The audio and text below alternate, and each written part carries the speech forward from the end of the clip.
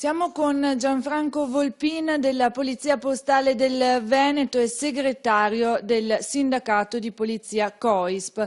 Parliamo del Safer Internet Day. Oggi è la giornata, fondamentale per i giovani è la prevenzione, spiegargli quali sono i pericoli della rete. Oggi si festeggia una giornata mondiale proprio per la prevenzione della rete. Teniamo presente che il Ministero dell'Interno con una vita da social sta girando tutte le regioni del Veneto proprio per insegnare ai ragazzi quello che è la prevenzione.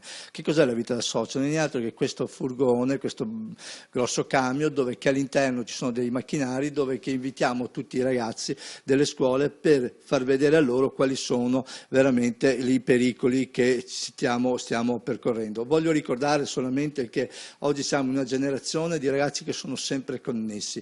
Teniamo presente che abbiamo circa il 17% di questi ragazzi che sono legati sempre dallo smartphone e dai social e fanno fatica a staccarsi. Se noi mettiamo in preventivo che almeno il 25% di questi ragazzi sono collegati in maniera continuativa giorno e notte, tutto questo bisogna dire che c'è anche una inconsapevolezza da parte dei genitori che dovrebbero più cercare di controllare anche i loro figli, perché anche da questo punto di vista, se noi pensiamo che un dato importantissimo, più dell'80-90% sono collegati in WhatsApp, e questa nuova chat che ormai è alla portata di tutti quanti. Cosa bisogna fare? Prevenire. L'11 febbraio, come abbiamo detto poc'anzi, ci sarà in tutto il Veneto, nelle varie scuole di ogni provincia, avremo la possibilità di incontrare i ragazzi come specialità della Polizia Postale delle Comunicazioni, incontrare i ragazzi e spiegare a loro quali sono veramente i pericoli della rete.